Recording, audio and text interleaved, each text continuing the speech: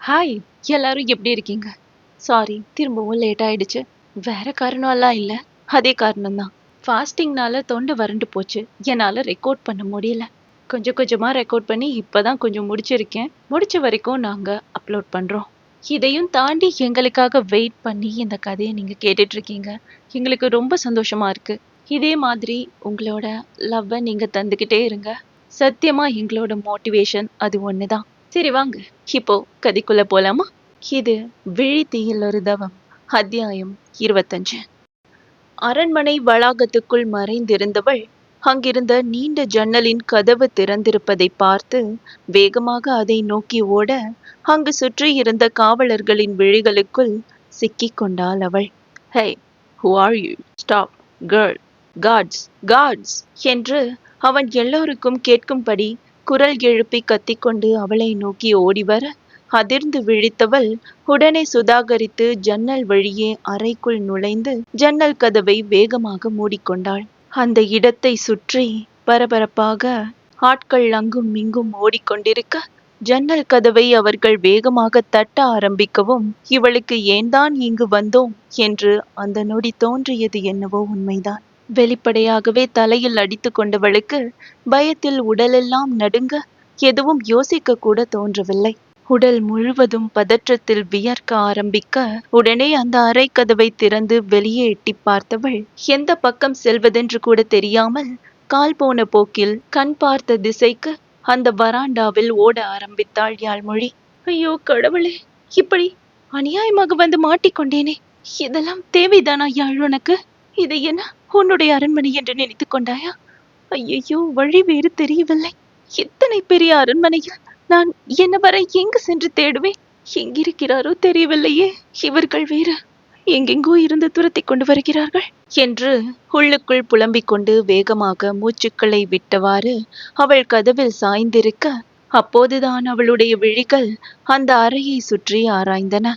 சுற்றி ஏகப்பட்ட புத்தகங்களும் கோப்புகளும் அடுக்கி வைக்கப்பட்டிருக்க மெல்ல நடந்து சென்றவள் அனைத்தையும் ஏதோ அதிசயத்தை பார்ப்பது போல பார்த்து வைத்தாள். என்ன அறை இது? இத்தனை புத்தகங்களா?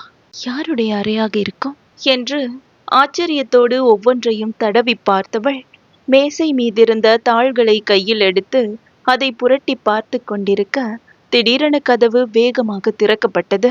கையில் துப்பாக்கியோடு வேகமாக உள்ளே வந்த ஆங்கிலேய அதிகாரிகள் அவளுடைய கையில் இருந்த தாள்களை பறித்து அவளை கோபமாக நோக்க இதை எதிர்பார்க்காதவளாய் திகைத்து போய்விட்டாள் யாழ்மொழி. இவ அரசரோட ஸ்பைன்னு நினைக்கிறேன். நம்மளோட ரகசிய அறைக்குள்ள நுழைஞ்சிருக்கா. இதை திருடி இருக்கா பாருங்க என்று அந்த அதிகாரி ஏதேதோ பேச இவர்களின் ஆங்கில மொழி இவளுக்கு சுத்தமாக புரியவில்லை. ஆனால் தன்னை சுட்டிக்காட்டித்தான் ஏதோ சொல்கிறார்கள் என்று மட்டும் புரிய விழிகளை உருட்டி உருட்டி அவர்களையே பார்த்து கொண்டிருந்தாள் யாழ்மொழி.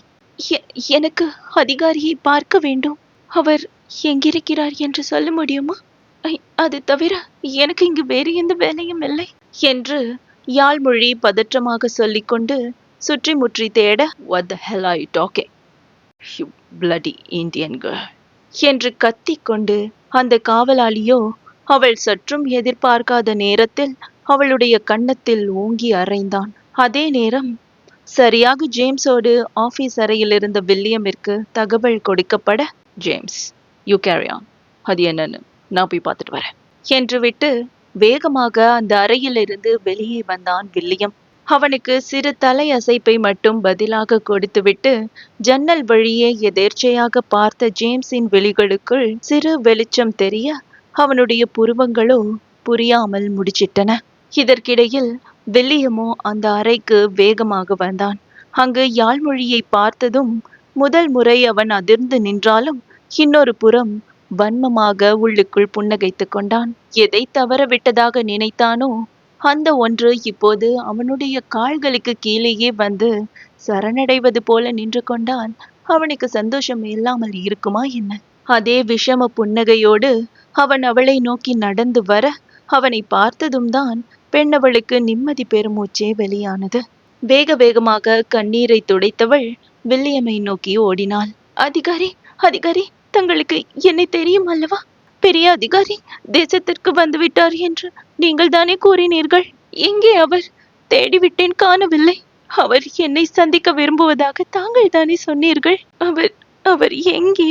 எனக்கு தலையெல்லாம் வெடிப்பது போல இருக்கிறது. சொல்லுங்கள், அவர் எங்கே என அழுகையை அடக்கிய குரலில் கேள்விகளை தொடுக்க, அவனோ அவளை அந்நிய பார்வை பார்த்து வைத்தான். இத்தனை நாட்கள் அவளுடன் இருந்து அவளுக்கு உதவி செய்வது போல அனைத்தையும் செய்து கொடுத்த வில்லியமை அவளால் அங்கு பார்க்க முடியவில்லை. ஹோஷி, எதோ என்கிட்ட உளறிட்டு இருக்கா. சரியான பைத்தியமா இருப்பா போல. இவ இங்க என்ன பண்றா? பார்க்க இந்த நாட்டு பொண்ணு மாதிரி தான் இருக்கா. என்ன பேசுறான்னு கூட புரியல. புல்ஷிட்.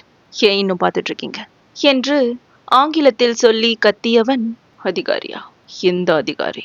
ஒருவேளை ஆபீசர்லயோ சொல்றியோ? அவர்தான் இன்னும் இங்க வரவே இல்லையே. அப்புறம் எதுக்கு நீ இங்க வந்திருக்க? அதுவும் இந்த அறையில இருக்கன்னா எங்க ரகசியங்களை திருடுறதுக்காகத்தான் நீ வந்திருக்கியா? புரிஞ்சிருச்சு. நீ அந்த அரசர் சொல்லிதானே இங்க வந்திருக்க. வேந்தனோட ஸ்பை நீ என்று பற்களை கடித்து கொண்டு கேட்டவாறு அவளுடைய பின்னந்தலை முடியை கொத்தாக பற்ற ஸ்தம்பித்து போய்விட்டாள் பெண்ணவள். இதை அவள் கொஞ்சமும் எதிர்பார்க்கவில்லை என்பது அவளுடைய முகபாவனையில் அப்பட்டமாக தெரிந்தது.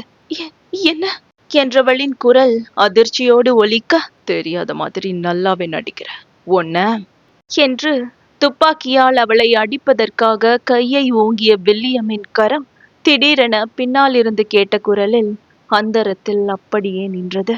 அங்கிருந்த மொத்த அதிகாரிகளும் சட்டென திரும்பி பார்க்க, பயத்தில் விழிகளை மூடியிருந்தவளுக்கும் அந்த பழக்கப்பட்ட குரலில் பேரதிர்ச்சியாகத்தான் இருந்தது. மொத்த பேரின் பார்வையும் வாசல் புறம் திரும்ப, கைமுஷ்டியை இறுக்கி கோபத்தை கட்டுப்படுத்தி கொண்டு நெற்றி நரம்புகள் புடைக்க நின்றிருந்தான் லியோ ஜார்ஜ். அவனை பார்த்ததுமே யாழ்மொழியின் இதழ்கள் புன்னகைக்க, இதை எதிர்பார்க்காத வில்லியமிற்கு அவனின் வருகை பேரிடியாகத்தான் இருந்தது. அவனின் கோபத்தை பற்றித்தான் இவன் நன்கு அறிவானே. எத்தனை முறை அவனிடம் வாங்கியிருப்பான். இப்போது இத்தனையும் நடந்தும் மீண்டும் அவன் அவளின் மீதே இவன் கை வைத்திருக்க, இனி அவன் என்ன செய்வான் என்று இவனால் யூகிக்க கூடவா முடியாது? உடனே வில்லத்தனமாக யோசித்தவன், சார், நீங்க வந்துட்டீங்களா? இங்க பாருங்க சார், இவ நம்ம ரகசியங்களை திருட வந்திருக்கா. இதுக்காகத்தான் இவ சுத்தி சுத்தி நம்ம கிட்ட பேசிட்டு இருந்திருக்கா. இது கண்டிப்பா அரசர் வேந்தரோட வேலையா தான் இருக்கும். We should take action, sir. அதுவும் இமீடியட்டா. இந்த துரோகியை நம்ம சும்மா விடக்கூடாது. கமான் சார், நீங்க தான் ஏதாவது பண்ணணும் என்று கதையை அவன் திசை திருப்ப, விழிகளை சுருக்கியவாறு தன்னவளை பார்த்தான் அவன். ஆனால் யாழ்மொழிக்குத்தான் மொத்த உலகத்தையும் அடைந்த உணர்வு.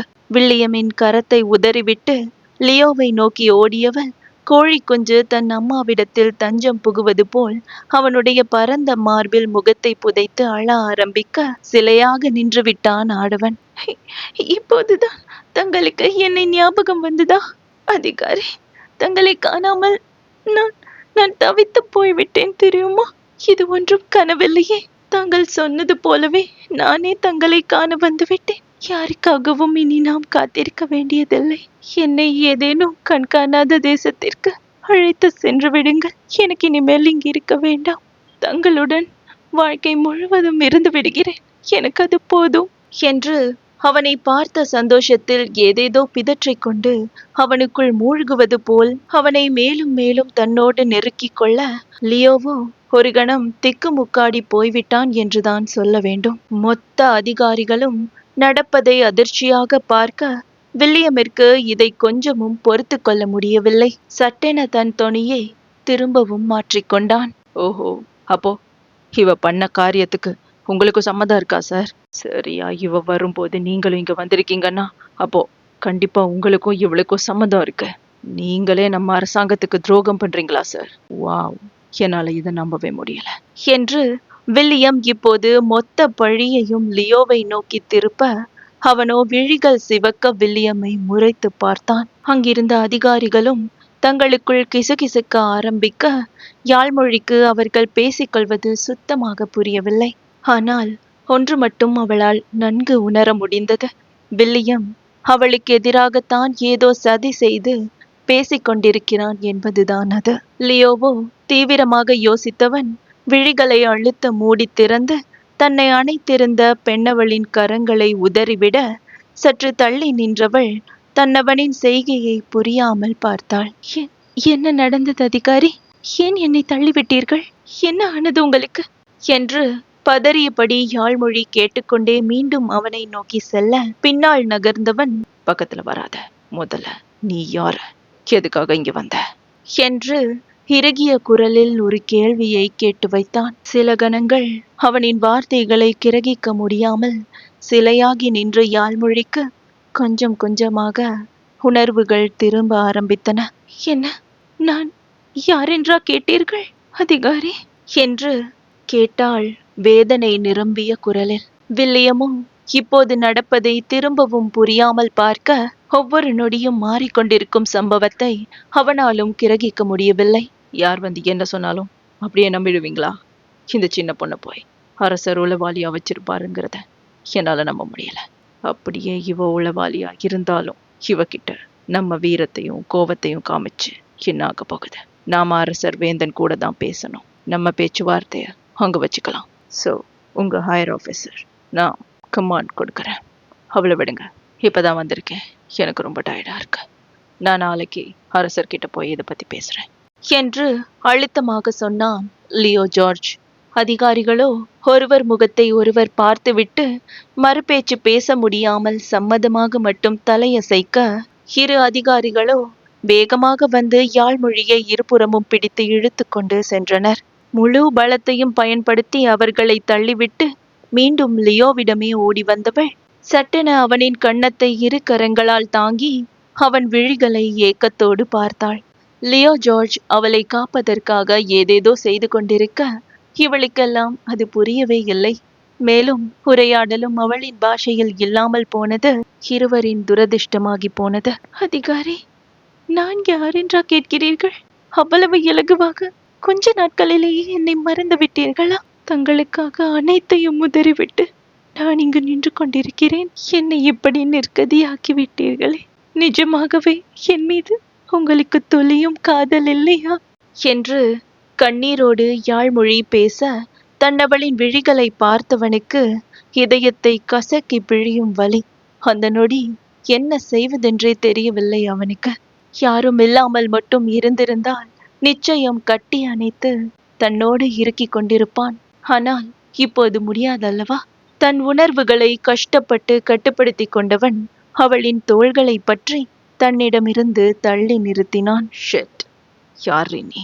கொஞ்சம் பேசினா வந்து ஒட்டிக்குவியா? கமான், இவளை இங்கிருந்து துரத்தி விடுங்க என உணர்ச்சிகள் துடைக்கப்பட்ட குரலில் சொல்ல, ஸ்தம்பித்து போய் அவனை பார்த்தாள் யாழ்மொழி. லியோவோ அவளின் விழிகளை காண தயக்கப்பட்டு எங்கோ பார்வையை பதித்தபடி நின்று கொண்டிருக்க, அதிகாரிகளோ மீண்டும் வந்து அவளை இழுத்து கொண்டே சென்றனர். ஆனால் பெண்ணவளின் பார்வையோ கொஞ்சம் கூட அவனை விட்டு நகரவே இல்லை. கண்ணிலிருந்து மறையும் வரை அவனையே திரும்பி திரும்பி பார்த்தபடி அவள் செல்ல, ஒரு ஆழ்ந்த பெருமூச்சை விட்டவன் வேகமாக தன் அறைக்குள் சென்றான். வில்லியமோ அந்த நொடி தனக்குள் ஒரு திட்டத்தை தீட்டிக் கொண்டு வேகமாக அங்கிருந்து வெளியேறி இருக்க, கதவை கூட மூடாது இருந்த கோபத்தில் அறையில் இருந்த மொத்த பொருட்களையும் தூக்கி போட்டு உடைத்தான் லியோ. இத்தனை நாட்கள் கழித்து தன் அவளை பார்ப்பதற்காக திரும்பி வந்தவன் இப்படி ஒரு நேரத்திலா அவளை சந்திக்க வேண்டும்? தன்னை நினைத்தே கோபமாக வந்தது அவனுக்கு. ஏன் நான் இப்படி பண்ணேன்? இப்ப கூட பதவி போயிருங்கிற பயம். ஷெட், அவளை விட்டுட்டியே Leo. You bloody asshole. Shit. ஆழ்மொழி, அவளோட பார்வை என்னை அக்யூஸ் பண்ற மாதிரி பார்த்த அந்த பார்வை, அவ கண்களை என்னால நேருக்கு நேரா பார்க்க முடியல. ஷெட், நான் இப்படி பண்ணியிருக்க கூடாது. அவளை இப்படி நான் விட்டுருக்க கூடாது. தப்பு பண்ணிட்ட லியோ ஜார்ஜ் என்று தன்னை மீறிய ஆதங்கத்தில் ஏதேதோ புலம்பியவாறு பைத்தியம் பிடித்தவன் போல் அவன் நடந்து கொள்ள, சார் என்று ஜேம்ஸின் குரல் வாசலில் இருந்து கேட்டது. மூச்சு வாங்கியவாறு லியோ திரும்பி பார்க்க, you love her right? I know sir என்று சட்டென கேட்டான் மற்றவன். அவனோ பதில் எதுவும் சொல்லாமல் ஜேம்ஸை சில கணங்கள் வெறித்து பார்த்தவன் விரல்களை அசைத்து அவனை உள்ளே வரும்படி கட்டளையிட்டான். மற்றவனும் என்ன செய்வானோ என்று எண்ணியபடி எச்சிலை விழுங்கியவாறு அவன் பக்கத்தில் வர, யூ நோ வாட் ஜேம்ஸ், இப்போ இல்லை, மார்க்கெட்ல நான் அவளை துரத்திட்டு போனப்போ, இல்லைனா அவளோட முகத்தை ஃபர்ஸ்ட் டைம் பார்த்தப்போ, அதுவும் இல்லைனா மேபி பேலஸ்ல நடந்த டான்ஸ் அப்ப கூட இருக்கலாம். சரியா தெரியல. Since that time I love her. எங்க நான் அவளை காதலிச்சிருவேணும்னு பயத்துல தான் இத்தனை நாளா நான் அவ பக்கம் போகல. அண்ட் நான் இங்க இருந்து போனதுக்கான ரீசனும் அதுதான். இப்போ நான் இங்க திரும்பி வந்ததுக்கான ரீசனும் அவ தான். ஆமா, நீ ரொம்ப நாளா கேட்டுட்டு இருக்க கேள்வி உண்மைதான். அவளுக்காக தான் எல்லாமே பண்ணேன். அவ தான் என்னோட எல்லாமே. பட் நான் shit, I don't deserve her. I don't deserve her love. எனக்கு அவ காதல் கொடுத்து வைக்கல என்றவனின் விழிகள் லேசாய் கலங்க, குரல் அழுகையை அடக்கி இருந்தது. முதல் முறை லியோவிடத்தில் இத்தகைய மாற்றத்தை காண்கிறான் ஜேம்ஸ். அவன் பேசுவதில் திகைத்து போய் அவன் சிலையாக நிற்க, லியோவோ அப்படியே முட்டி போட்டு தரையில் அமர்ந்தான். I don't deserve. என்னோட பதவி போயிருங்கிற ஒரே காரணத்துக்காக, எனக்கு அவமானமாகிறோன்ற ஒரே காரணத்துக்காக நான் அவளை காயப்படுத்திட்டேன். நான் அவளை யாருன்னே தெரியாதுன்னு சொல்லிட்டேன். சே, எனக்கு என்ன நினைச்சா அருவருப்பா இருக்கு ஜேம்ஸ். எதுவா இருந்தாலும் ஃபேஸ் பண்ணிக்கலான்ற தைரியத்துல தான் இங்க வந்தேன். ஆனா ஐ அம் நாட். நான் ஒரு கோழை ஜேம்ஸ். எனக்காக என்னையே தேடி வந்தவள நான் விட்டுட்டேன். யாழ் மொழிக்கு இருக்கிற தைரியம் கூட எனக்கு இல்லை. I I did it again and I will do it again and again. எனக்கு என்ன பண்றதுன்னு தெரியல என்று விழிகளில் வலியோடு ஒரு பார்வை பார்த்தான். ஜேம்ஸிற்கு அவனின் நிலை நன்றாகவே புரிந்தது. பதற்றமாக அவரை பார்த்து கொண்டு நின்றவன் தன்னைத்தானே நிதானப்படுத்தி மெல்ல லியோவின் அருகே அமர்ந்தான். அவனோ தலையை தாங்கிக் கொண்டு அடுத்து என்ன செய்வதென்று கூட தெரியாமல் குழம்பி போய் அமர்ந்திருக்க, சார், நான் வேணா ஒன்னு சொல்லட்டுமா என்று ஜேம்ஸ் சிறு தயக்கத்தோடு கேட்க, அவனை கேள்வியாக பார்த்தான் மற்றவன். நம்ம அரசாங்கத்தை பொறுத்த வரைக்கும் இவங்க நம்மளோட அடிமைங்க. யூஸ் அண்ட் த்ரோவா தான் நாங்க இவங்கள நினைக்கணும். ஒருவேளை அது காதல் கல்யாணம்னு போனா நம்ம அரசாங்கத்துல நடக்கிற அவமானங்கள் உங்களுக்கு தெரியாம இருக்காத. நீங்க அந்த பொண்ணை கல்யாணம் பண்ணிக்கணும்னா மேபி உங்க பதவியை விட்டு நீங்க விலக வேண்டியிருக்கும். இல்லைன்னா பதவிக்காக அவளை விடணும். இந்த ரெண்டுல ஏதாவது ஒண்ணு நீங்க சூஸ் பண்ணணும் சார். ஒரே நேரத்துல ரெண்டையும் உங்களால எடுத்துக்க முடியாது. ஆனா அந்த ரெண்டுல ஒண்ணு எதுன்னு நீங்க தான் சார் முடிவு பண்ணணும். ஒருவேளை என்ன கேட்டீங்கன்னா நான் உங்க லவ்வை தான் சொல்லுவேன். Because she is your happiness, she is your smile, she is your everything என்று ஜேம்ஸ் அவனின் மொத்த குழப்பத்திற்கும் பதிலளிக்க, விழிகளில் கண்ணீரோடு சில கணங்கள் அவனை வெறித்து பார்த்தான் லியோ ஜார்ஜ். அவளுடனான முதல் சந்திப்பிலிருந்து அவளுடனான முத்தம் வரை அவனுக்கு நினைவு வர, விழிகளில் புன்னகையோடு ஜேம்ஸை உடனே அணைத்து கொண்டான் லியோ. ஆமா ஆமா ஜேம்ஸ், என்ன வேணா நடக்கட்டும். I love her, that's it. எனக்கு இப்பவே அவளை பார்க்கணும். என் யாழ்மொழி பார்க்கணும். நான் போயிட்டு வரேன் என்று சொன்னவனுக்கு அப்போதுதான் யாழ்மொழி சொன்ன வார்த்தைகள் ஞாபகத்திற்கு வந்தன. தங்களுக்காக அனைத்தையும் உதறிவிட்டு வந்த என்னை இப்படி நிர்கதியாக்கி விட்டீர்களே என்று அவளின் அந்த வார்த்தைகளுக்கான அர்த்தமும் புரிய, அதிர்ந்து போய் விழிவிரித்தவன் புயல் போல் தன்னவளை தேடி அங்கிருந்து ஓடினான். இத்தோட அத்தியாயம் 25 முடியுது. யாழ்மொழிய வெளியில இழுத்துட்டு போனவங்க இழுத்துட்டு போய் விட்டதோட விட்டாங்களா, இல்லைன்னா அதுக்கப்புறம் ஏதாவது நடந்திருக்குமா? அப்புறம் அதுக்குள்ள இருக்க அந்த திருட்டு நாய் வேற அவளை அப்படி பார்த்துட்டு இருந்தான். ஏதோ திட்டங்கள் வேற போட்டுட்டு இருந்தான். அந்த வில்லியம் போட்ட திட்டம் என்ன? இப்போ தன்னோட காதலை ரியலைஸ் பண்ண லியோ யாழ்மொழிய தேடி ஓடிட்டு இருக்கான். அவனுக்கு யாழ்மொழி கிடைப்பாளா? இவ ஒரு ஸ்பைன்னு இத்தனை பேரும் நினைச்சிட்டு இருக்காங்க. இந்த விஷயம் அரசர் வேந்தனோட காதுக்கு போனா என்ன நடக்கும்? மக்கள் அரசர் பக்கம் நிப்பாங்களா, இல்லைன்னா யாழ்மொழிக்காக இருப்பாங்களா? இத்தனை கேள்விகளுக்கும் விடை தெரியணும்னா காத்திருக்கலாம் அடுத்த அத்தியாயத்திற்காக.